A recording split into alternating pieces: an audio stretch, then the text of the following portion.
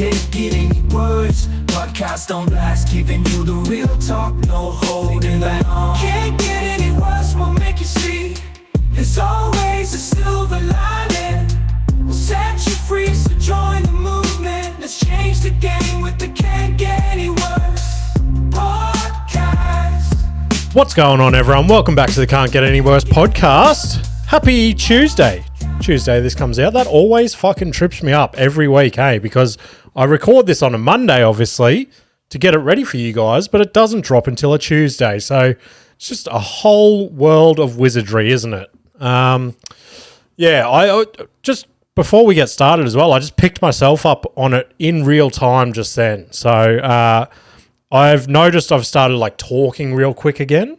So I'm trying to slow down. So slow down my cadence and things like that, and let my brain think a little bit more than just blurting out what I've got to come to talk about. Because I said I think it was last week, it was the week before, I asked you guys to reach out and see what direction you guys want the podcast to go in and things like that.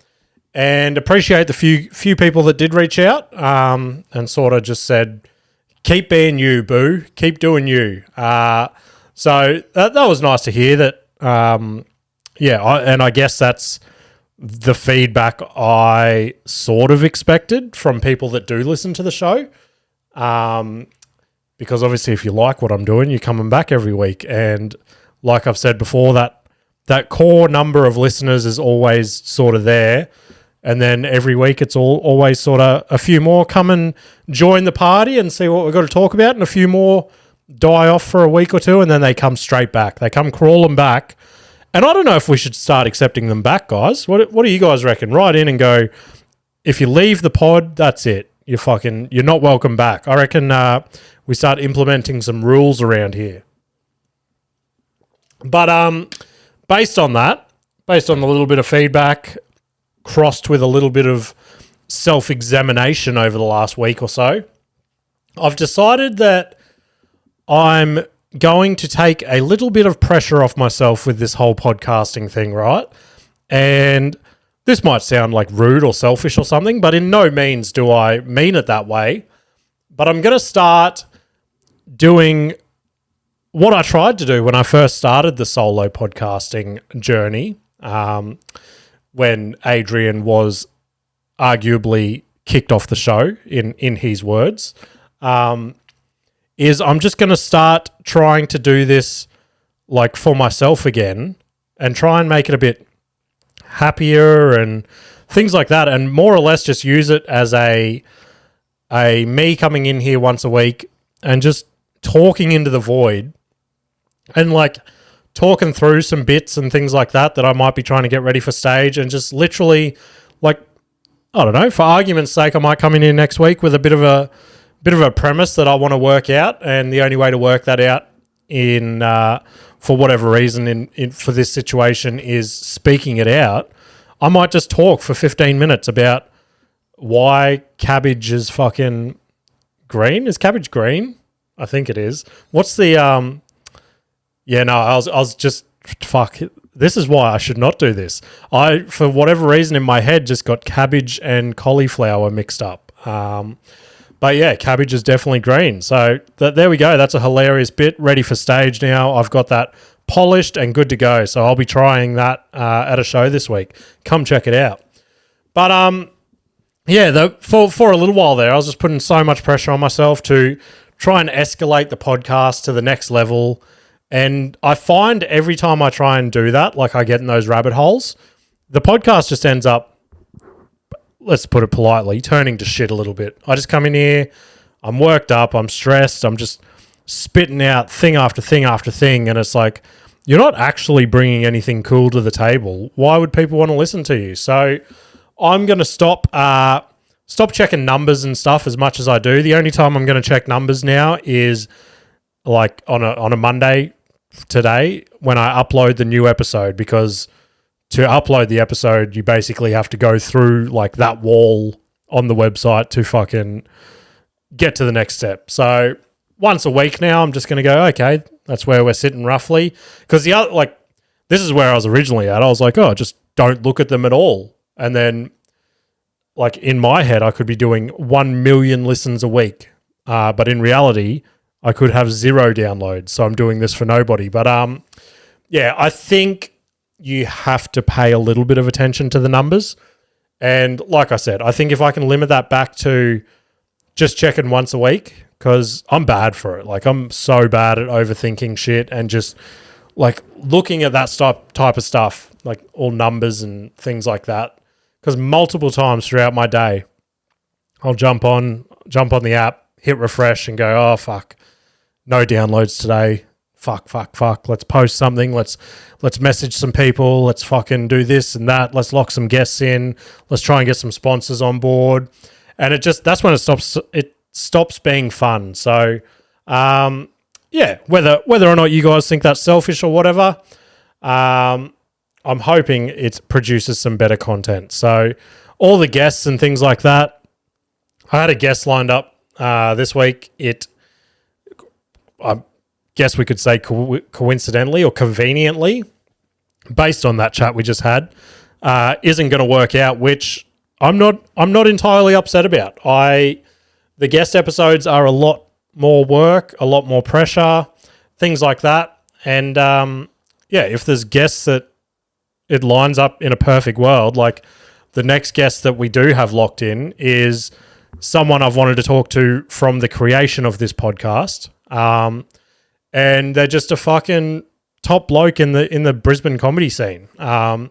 He's just started his own podcast as well, and we've just been going back and forth, and time and all that's flexible as fuck. So it doesn't feel like work that way. You know what I mean? So that'll be the next guest that we get into the studio, hopefully next week. But like I said, no pressure.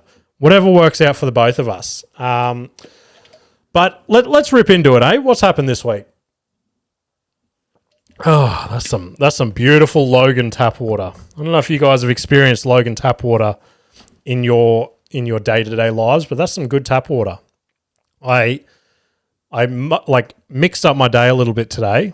So it just says someone has been spotted in my backyard. That's weird. I'm going to look at that as I talk to you guys. But yeah, mixed up my day a little bit today. So normally on a Monday, I come in here as of late, record this, and then I go and walk the dog, do my sauna, do my fucking cold plunge, blah, blah, blah, while the episode's uploading and stuff. And I don't know if you guys can hear this at the moment, but we've got a heap of council work going on beside our house at the moment. The people across the road are getting air conditioning installed, so there's just sparkies drilling brick walls with drills and shit. So it's a loud day on our street. It's not a good day to be a podcaster on.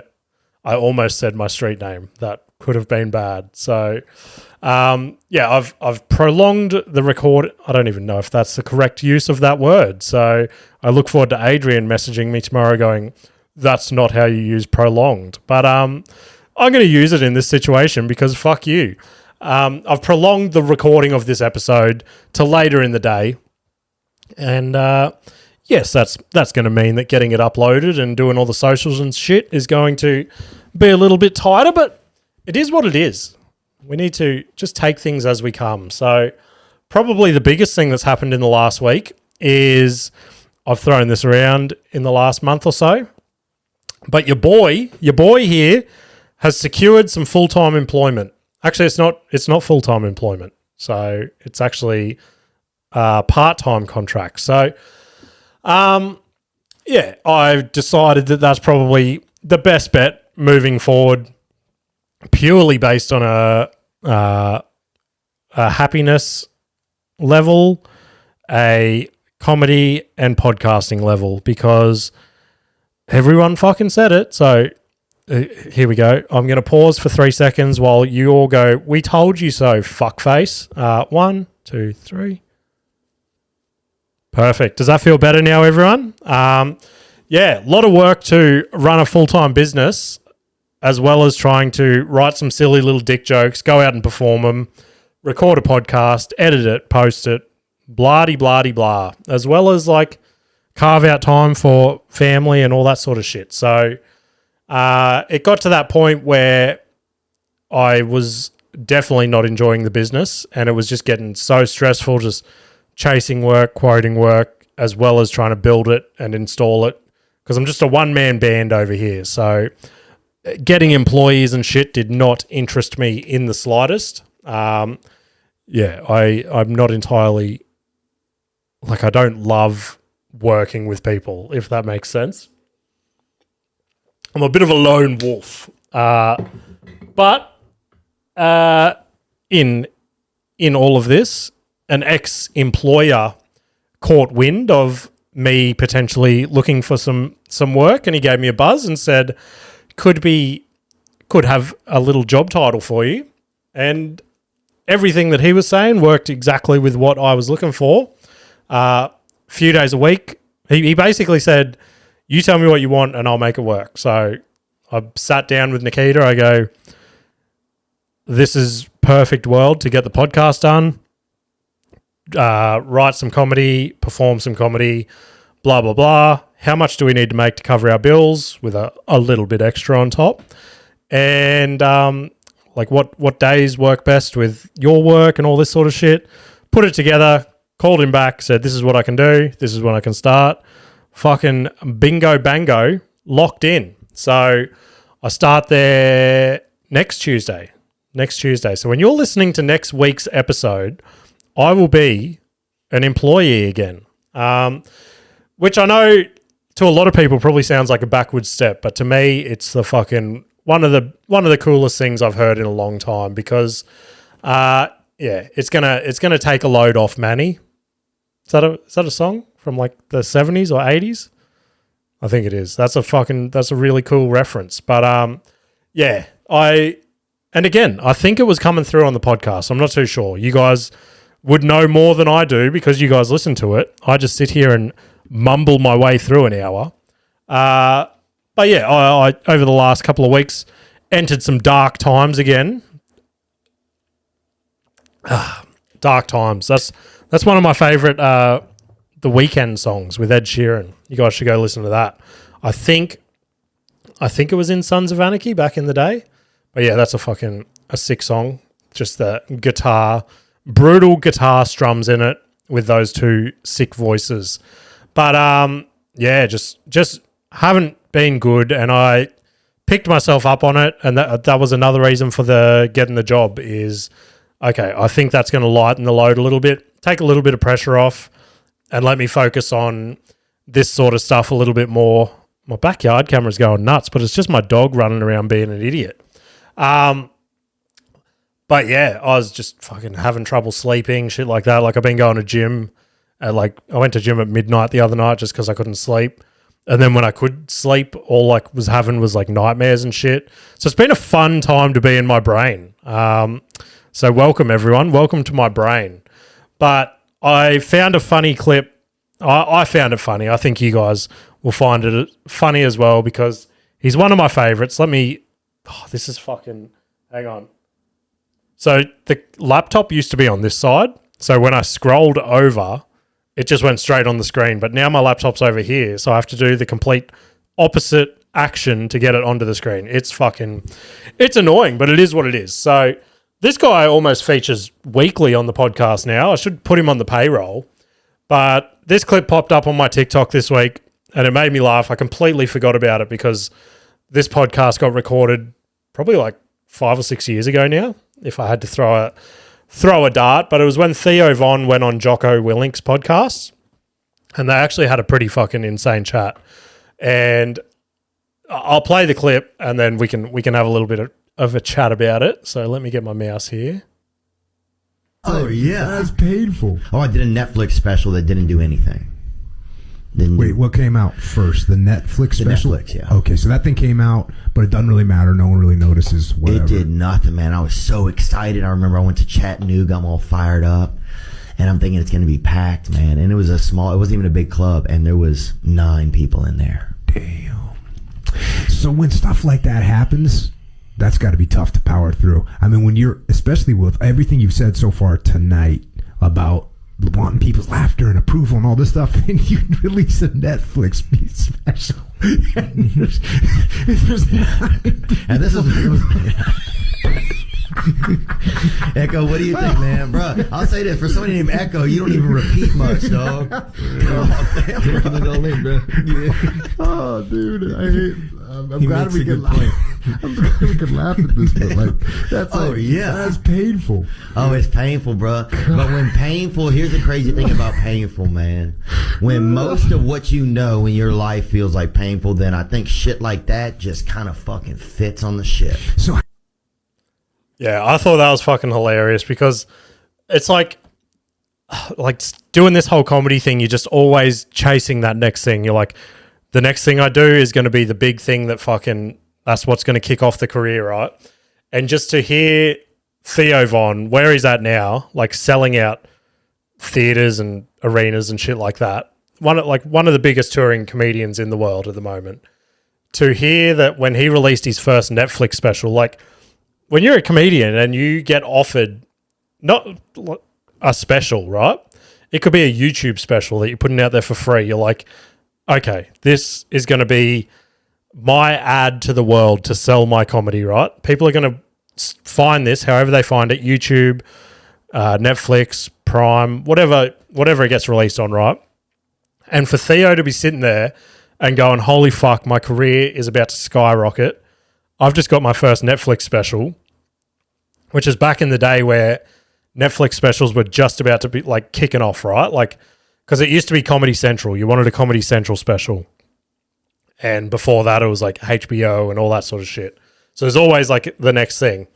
But to be in Theo's head going, holy shit, this is it. I'm going to release this and all my shows are going to be sold out. And then to rock up to your first show after the special comes out, to have 9 people there. That's insane. I get 9 people at insert shitty venue that I perform at weekly from Brisbane to Gold Coast. Like that's nuts. But yeah, I found that funny. Hopefully you guys find that pretty funny as well. But let's rip into it. Let's get off this depressing shit, hey? So something that the boys have wanted to do for a while now. They've wanted to go fishing.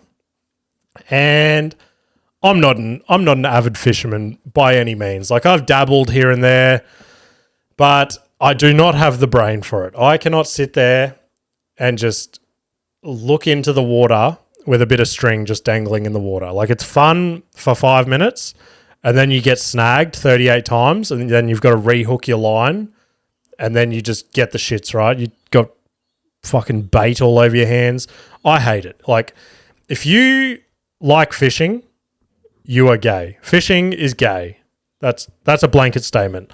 Like what kind of bloke like standing on a riverbank just with his own thoughts with a bit of fucking string just dangling in the water waiting for something to nibble on it? Like I just don't have the brain capacity for that.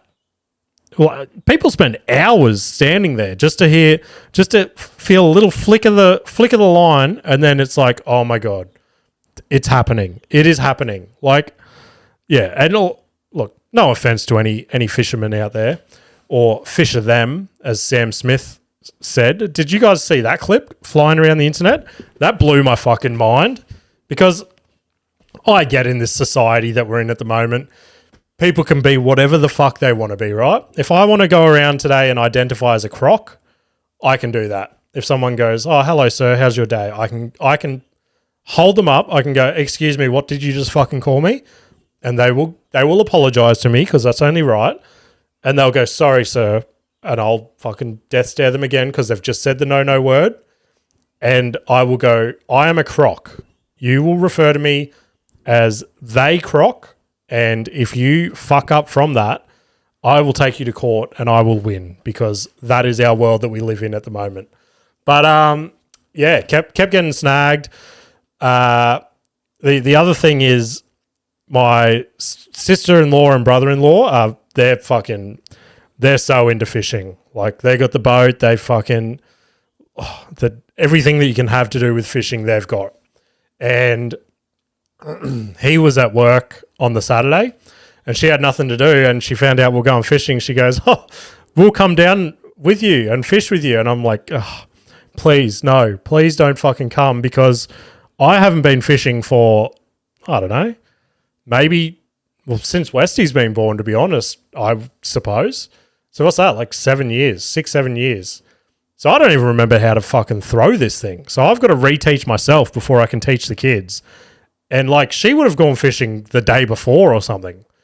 And I think I've told the story on the podcast before. Last time I caught a fish, Nikita had to get it off the hook because I didn't like the way that it felt. So that's a bit of a bitch move. Maybe I am just gay enough to be a fish of them. I've decided I'm going to be a fish of them. I'm going to go down to the boat ramp today, suck off a few dudes and throw a line in the water. That's how my Monday is going to pan out. But yeah, it actually reminded me, and this might even be the premature premise for the week, which is another thing I really want to get into, right? Because I know I've sort of dick teased you guys a few times with that. And again, I think it's something that's really going to help not only the podcast, but my comedy, if I can just talk through some premises. But this was a funny little, and it just came out of like a line in the car. One day, Nikita and I were driving, and I was like, we were talking about how much time we had before we had kids. And I was like, yeah, it's fucking crazy. I was like, remember how we used to like rush home from work? Like we would have been, I don't know, 20, 21, 22 or something. I'm like, remember when we used to rush home from work and at 4:30 would turn the TV on and just sit there and watch like iFish and some other fishing show that was on after that? And I'd just sit there. I'd be thinking, I'm like, fishing is so fucking cool. And then would like go spend $100 at BCF, go fishing for 10 minutes and go, this is fucking lame. I hate fishing. But I thought that was a funny, just like a little tag in a joke or something if I write. Just like, remember how much time you had before you had kids? Like, I used to watch iFish, and I just feel like all the bogan dads in the crowd will giggle because in their sad lives they still watch iFish. And that's not throwing any shade or hate to those guys. Like, we need them. I'm right there with you guys. I'm a real down-to-earth, run-of-the-mill Aussie bloke who thinks fishing's gay. I think that's fair to say. What do we think of the episode so far? Are we loving it? Yeah, that's good. It's good to hear. Weekend comedy. Let's fucking rip into it. I think, and I've said this again in the past, but I feel like when I hit my lows, the comedy god, man or woman, or they, could be I can't think of anything. No, can't think of anything right now. A they. It could be a they. The comedy god has just leant down and gone, here, my son, oh shit, what was that giant bang? Take this giant load upon yourself and go and bless these crowds of people with your funny comedy. So I think that's just blown the lid on how my weekend comedy's gone. But let's go through it one by one. The big one, Tuesday night, it finally fucking happened. It finally came. The Goodchat Fringe Festival. Is that what it was called? I think so. But we had our split bill show. First split bill I've ever been a part of, and couldn't have asked to do it with a better couple of blokes than Reed and Cody that were on the show a couple of weeks ago. If you haven't listened to that episode, go give it a listen. We said some shit that we shouldn't have said. How's this? Cody might not even want this fucking out here, but this is how lame and stupid the fucking Australian comedy scene is at the moment. Not even the Australian comedy scene, just the Australian culture, I guess you could say. We got a little loose on that episode, right? We said some shit you probably shouldn't say in public. That's comedy. Our job as a comedian is to say shit that you guys aren't allowed to say, and then that gives you guys permission to laugh at it and go, fuck, we saw this bloke last night. He said the funniest thing. I can't tell you guys, but I'll tell you in the lunchroom when the boss isn't around. That sort of shit, right? Now, Cody got offered a pretty cool gig, right? Let's call it a corporate event for a big company. I actually could have mentioned them earlier in the episode. So if you want to do a bit of groundwork, go back and have a listen. But yeah, they stumbled across that podcast episode, had a bit of a listen, and didn't like some of the stuff being thrown around. And then they stumbled across something else that was on YouTube of him. I forget what it was, but it might have been like a comedy show that he'd been involved in or something like that. They had to listen to that, and they're like, we're no longer interested in booking you for our show because we don't like the type of content that you've sort of put out there. And it's like, what the fuck? Like, oh my God, my cat is going to knock my laptop off. Please jump down. Oh my goodness. Chaos in the Can't Get Any Worse studios today. Hopefully everything is still on. But yeah, that was so shit to hear. But luckily he took it on the chin, and he's like, well, if they didn't really like that shit, they're not going to like my comedy. Like, he's not going to get up there and do 25 minutes of just good Christian humor. But yeah, I thought it was a shitty thing for them to do. Anyway, let's rip into the gig. Now, obviously we were stressed about ticket sales and things like that. And a week before the show, just going to fucking throw it out there, a bit of inside baseball for you guys. The three of us had done a little bit of marketing and stuff already. The podcast was out. We had all shared multiple times on our social media, things like that. Cody and Reed had already dropped a couple of flyers at some businesses around the area, blah, blah, blah. So we were kicking back. We were like, this thing is going to be insane. We we actually had to ask the venue a question. So in that same email, we go, how's ticket sales looking? We sold out yet, boys, or what? We got a handful of tickets left. We'll put a 50% discount code up, something like that. You know the drill. And the venue replies and goes, 9. You've sold 9 tickets. And I've gone, oh my fucking God. Well, holy shit, this fully goes back to Theo's clip that he just posted. That's how we felt. That exact situation. We were like 9 tickets. I cannot show my face for this show to 9 people just sitting at the back of the venue because they don't want to be too close to us. So that's when we got a real wriggle on. I posted in a few Facebook groups. I went and did that little leg work on Caxton Street I told you guys about last week. And we ended up selling, I think it was 47 tickets all up, it was sick. I'm not sure the capacity of Goodchat, but there was like only 3 tables in the whole venue that had empty seats, which is sick. And of course, the only photos I had of myself, thanks to the boys, was with those 3 tables in the shot. And I was like, you couldn't get it from the other side of the venue? Anyway, so yeah, I posted them up on socials, put a bit of a sappy little caption there. But yeah, the 2 boys, I was last on the lineup, which... I don't know. I was stoked because it's always good to go last. Like, the crowd is lubed the fuck up, just ready for you. But I was also like, okay, I have to sit in the green room and just wait. Just keep waiting and waiting and waiting. And, yeah, Cody got up, crushed. Reed got up. One of the best fucking sets I've seen from him. And then I got up and, yeah, I know I made that call. Actually, no, I'll stand by that call. That gig at Matic last week is still the best gig of the year. But this one might be a close sort of second or third. It just seemed to line up for me. I felt dialed in, didn't fumble anything. It was sick.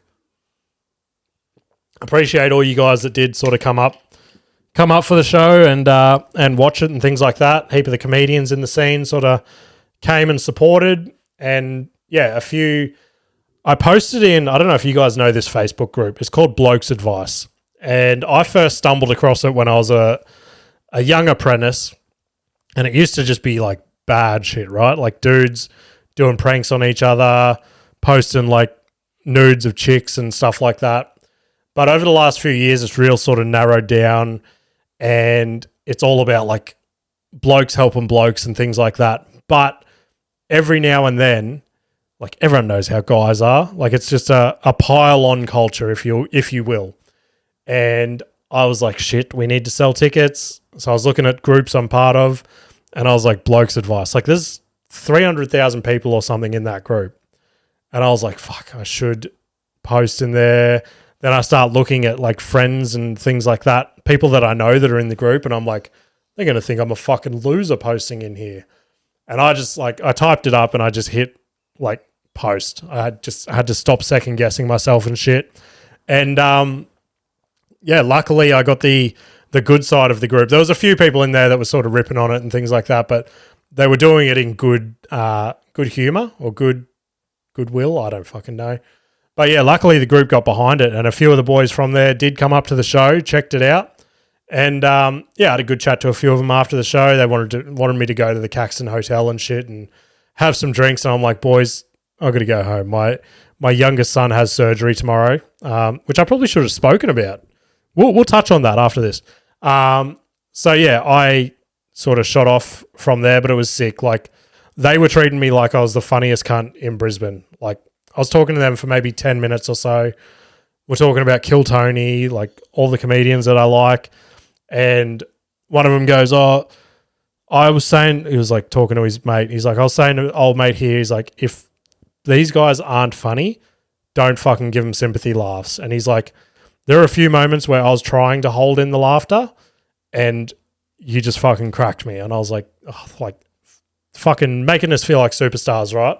And even to the point, like, you could tell they were listening, because a couple of my bits I have not done for maybe a year now, but obviously doing 20 minutes, I was like, I'm going to have to crack some of these bad boys out. And then I was looking at them and I just wasn't obviously happy with how they were back then. Like, I would like to think that my joke writing's got a little bit better since then. So I did slight little rewrites on it and shit like that, and just little tags in there that I didn't think audiences would really like cling on to. They were more just to keep the laughter rolling. Like, they were bringing them up to me after the show. They're like, oh, we fucking, this line in this joke and blah, blah, blah. I'm like, this is sick. This is what we fucking do it for. So, yeah, I think Cody put it well in his little Instagram caption. I think he said last night was a movie or something like that. And it legit felt like that. Like, all the legwork leading up to that was sick. It was a sick night. So stoked on that. I don't think I've got anything else to add based on that. But then we had the next big one. It's been a big week. But yeah, actually, just quickly. Yeah, my youngest son Parker had surgery this week. He's had a couple of surgeries in the last couple of months, but he seems to be on the mend. He had to get, what are they called again? Something in like his throat. Don't remember. But he basically had to get some shit in his nose cauterized, I think it is, or cauterized, and then some shit in his throat done as well. And the kid just took it like a champ. Like, I expected him to come out and just be all fucking mopey the next couple of days and like be like, oh, my throat's sore, my nose is sore. But he like slept a little longer from the anesthesia than they were expecting. But as soon as he was awake, he was running around, he was fucking eating biscuits and shit. And I'm like, doesn't that hurt your throat? He's like, nah. And then, yeah, they did warn us as well. Whatever they do in there, like all the burning and cutting out and shit like that, they're like, expect to have some of the worst breath you've ever heard, like ever smelt over the next few days. Fuck me. I was like, oh, they say that to everyone, but Jesus, I don't know what this smell is. Like, it's not like it's legit like burning flesh with perhaps a buildup of like the food and shit that he's eating just sitting in his throat. It's fucking rank, the poor fella, but it's getting good now. It's not too bad now. So yeah, that was last Wednesday. So it's almost been like a week since the surgery. But he's all good. He's fucking running around being a menace now. So good on him. But on to the next gig. I emceed down at a Prey Surf at Burleigh. So always a little bit nervous when I MC. I've only done it a handful of times. And like I've said, I want to try and do it a little bit more. And Thursday night just made me want to do it even more so. I got down there and like day of. So most gigs kick off at 7 p.m, right? This gig down there kicks off at 8 p.m. So it's already a late night for me. Like I'm normally asleep by 8:30. 9 o'clock is a late night for me. Like it's going to take something special for me to stay up till 9 o'clock, like a rerun of Blue Healers or something like that from back in the day. But so I'm like, fuck, I'm emceeing. There's normally about 10 to 12 people on this lineup at this room. So by the time we get through them all, it's going to be 10 o'clock, 10:30. Then I'm going to drive all the way back. I'm not going to get back till like 11:30, 12 o'clock. So I'm like, fuck. And then the day of, half the lineup pulls out. And I'm like, oh, comedy gods, thank you again. Thank you, they, them. And yeah, got down there and the place is just, it's Burleigh. If anyone is in Queensland and they know Burleigh, the place is packed out with, let's call it early 20s to mid 30s. Surfer bums, just real cool people, like wearing, if they're not surfers in boardies and a singlet, they're real, like, what's the word? I'm thinking of, starts with an E, eccentric type people, like wearing fashion choices that I would not even dream of. And yeah, so I was pretty nervous. I was like, these people are going to fucking hate me. And did the old thing that I've been talking of lately. I started on some material. There was chuckles in the room. The other thing about this venue, I said it before as well, there's no stage. The sound system you can barely fucking hear. So I'm like basically yelling into the void. And yeah, I just end up singling out one dude in the crowd that was there with maybe 10 of his mates. And I just start ripping on him hard. And that's, of course, got all his mates on my side. And they're like, all night they just wanted me to rip on him even more. And every time one of my bits wouldn't work, I'd go back to him and I'd explain why that bit didn't work because of something about him. And just fucking, again, that would break the room, get him back on my side. By the time I finished my like opening set, if you will, like I was there for maybe, I don't know, 12 minutes or so, they were loving me. They loved it all. And then all the other acts were sort of getting up, and because I guess when you're booked for a set, you just stick to your set a little bit. And the people on the lineup, and again, I'm only just starting to dabble in this now, coming up to 3 years in. They were just real sort of not wanting to veer away from their set. And that's hats off to them. That's sort of how I got to this point, I suppose, is trying to hone in on that set and get it tight. And it got to a point where the crowd was just sort of not interested in, and this sounds fucking so arrogant and shitty to say, and I hate saying this out loud, but they more or less just were not paying attention to the people on stage until I got back up there. Like, normally when the MC's on stage, that's when you go buy your drinks, that's when you have a chat to your mates, that's when you go to the toilet, and I said that at the start of the show. But they were doing that during the acts, and they were just talking real loud and shit. So after the second act, I go, all right, if you guys can be polite to the rest of the acts and you can sit there quietly, I will do a story about my dog to finish off the show tonight. I go, I don't bring it out very often anymore. I only do it on big occasions, but you guys are going to fucking love it. So if we can all agree to sit here quietly, listen to these guys, I promise I'll finish the night on that joke. And they go, oh yeah, okay. And everyone was on board for it, right? They paid attention for the next like 3 or 4 acts, I think it was. So then I did finish the night on the dog bit, and yeah, it fucking went off again. Packed up my shit, and then same deal that happened on Tuesday night. I basically got my tripod and stuff. I've gone to walk out the door, and the table of guys that I was fucking with, there was maybe 10 of them or so. They're like, no, you can't go yet. Like, we'll buy you beers for the rest of the night. Like, sit down, hang out with us for the rest of the night. I'm like, nah, I got to go, guys. As fun as that sounds, I got to shoot off. Otherwise, you guys are going to lead me down a bad rabbit hole tonight. So hats off to you guys if you guys are listening. I did all shows this week. I plugged the podcast. So hello to anyone that was at these shows this week that I just spoke about. And the last one that we'll talk about, I wasn't a part of this one this week, as much as I fucking wish I was, but Distillery Rd last night on Sunday. This was the one I was most nervous about, because normally I keep track of the Facebook events, right? And the first 2 shows, we got big numbers interested in the event. And up until like Friday, I think there was like 45 people interested or something. And I'm like, oh, fuck. Like, this is not good. I'm stressing out. I sent the venue an email like a week ago and they hadn't replied yet. And I'm like, they're going to want to fucking cancel comedy, blah, blah, blah. And so this is another thing I've worked myself up about all week. And I got to the venue, get a very chipper and happy greeting from the manager. And I'm like, oh, okay, this is good. And I go, how many tickets have we issued this time? And he goes, I've just left it open this time because the last few shows we've capped it off at about, I think the first show was 130 and then the second one was 150. And he goes, I just left it open this time to see how many people we have interested in the community. And we ended up issuing 270 tickets, which fucking blew my mind. I was like, did you just mix your numbers up? He's like, nah, it's fucking insane. So we just watched the people roll in.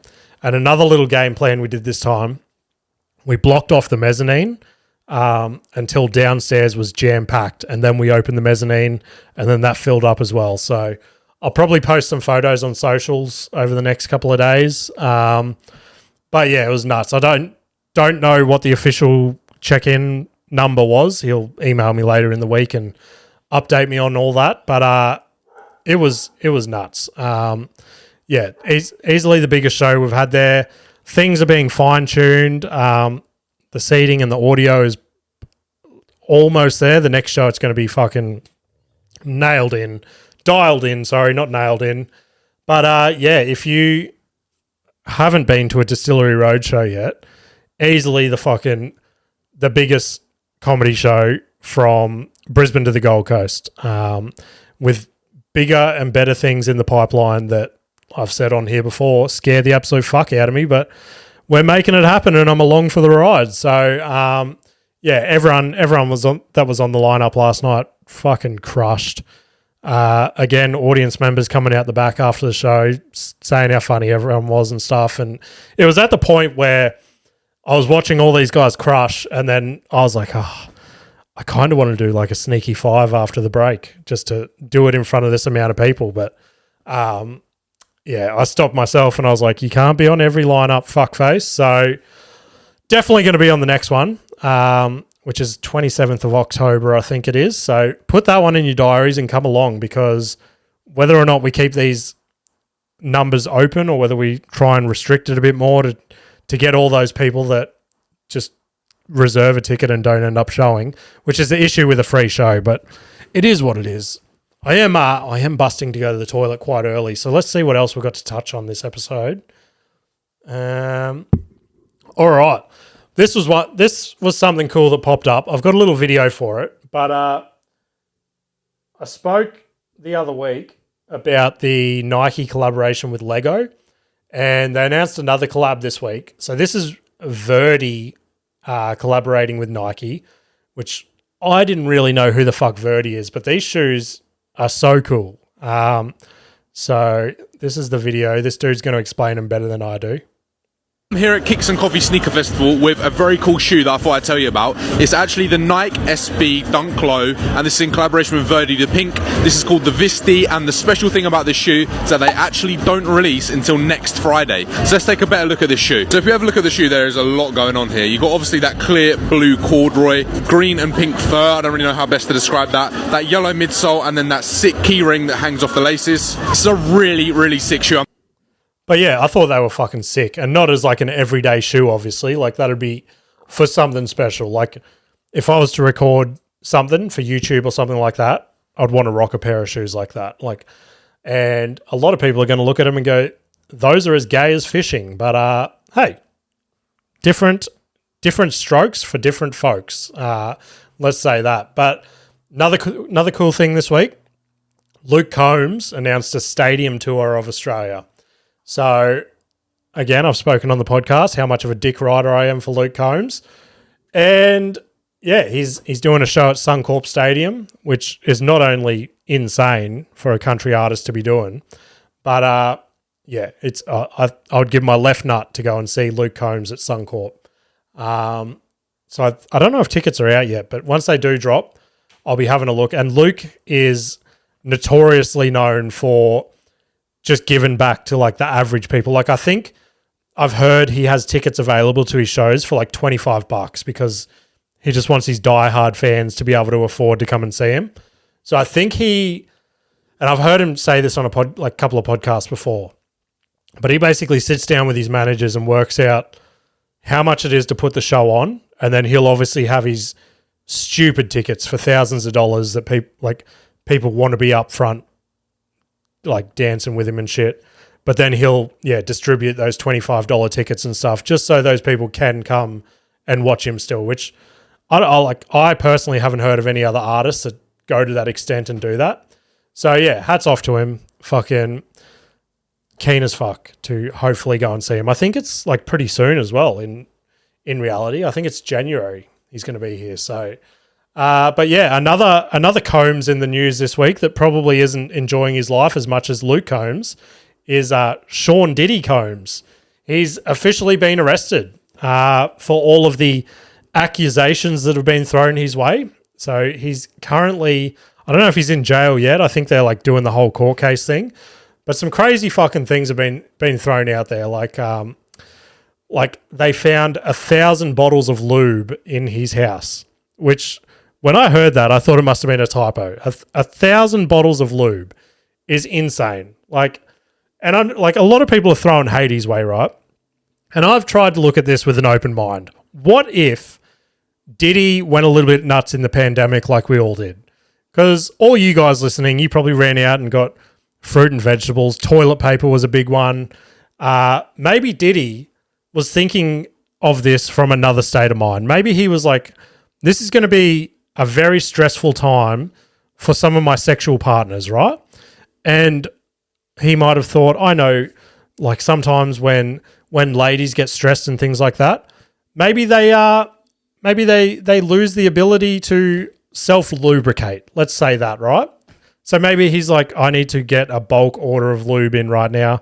And who says those 1,000 bottles of lube have not been sitting on the shelf since the pandemic? So everyone's quick to fucking write him off, but I don't know. I don't know. I don't want to say I'm on Diddy's side or anything, but yeah, it's another thing that sort of took me by surprise is that's like, apparently it was almost like a room just lined with bottles of lube, and 1,000 bottles of lube is a lot. And obviously from a business point of view, right? Obviously I run a business and things like that, and I like to keep my screws and things like that pretty well stocked. And if I get down to my last box of screws, I'm like, fuck, I got to do an order this afternoon to keep my stock levels high, right? So I don't know, like I started to think of like how Diddy handled his stock of his lube room, and yeah, it got me thinking, like, does he fucking, I don't know, like would he be squeezing bottle number 873 on Biebers Booty or something and just go, oh shit, call out to his assistant and go, we need a top up of the lube room. Yeah, just bouncing off Biebers Booty. Oh, I think we just found our episode title, everyone. Bouncing off what did I say? Bouncing off Biebers Booty. That's a good one. That could be the best title in a little while. So, but yeah, what do you guys think about the whole Diddy thing? I think it's inevitable that he's guilty. There's a lot of rumors floating around that he could be the next Epstein. Some body cameras could be shut off in prison, and we could have no more Diddy in the world. I'll be missing you. Classic Diddy hit, and I just splashed water all over my face at the same time, which if you're watching on camera probably looks like I just spilt lube on myself. Where are we at? Where are we at for time? Because like I said, I'm about to piss myself, and I don't want to pause the camera because that leads to a whole world of editing for me. Couple of things I've watched this week that I would recommend. Finally got to go and see Deadpool and Wolverine. And it lived up to the hype. It was everything that I wanted it to be. The only thing I wished is that I didn't basically see the entire movie on TikTok before I went to the cinemas and watched it. Because I knew all the big points that were about to happen. I knew the ending of the movie. So it spoiled it a little bit, but it was still a sick movie. Just to see fucking Ryan Reynolds and Hugh Jackman on screen together. Just their chemistry and the way they were bouncing off each other was so good to see. But yeah, go check that one out. And this is my little sleeper of the week. And I know it's silly in the comedy community because this dude, he's not a giant comedian, but you know his name if you're in the comedy scene. Greg Fitzsimmons. And he's been on Rogan multiple times in the past. Him and Rogan came up together, right? And I've never consumed any of his comedy before or anything other than him being on Rogan's podcast. And obviously he's reasonably funny. But cat just bumped the camera so bad. What is with the animals today? Just throwing the pot off.